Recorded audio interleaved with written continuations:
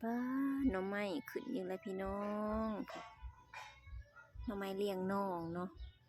หน่อไม้อันนี้สิแซ่บแกงก็แซ่บมันบ่ขมเบิ่งตอที่อันตัวเคยเอาแล้วอันนี้ขึ้นใหม่เนาะมื้อก่อนน่ะก็แกงไปแล้วป้างามเลย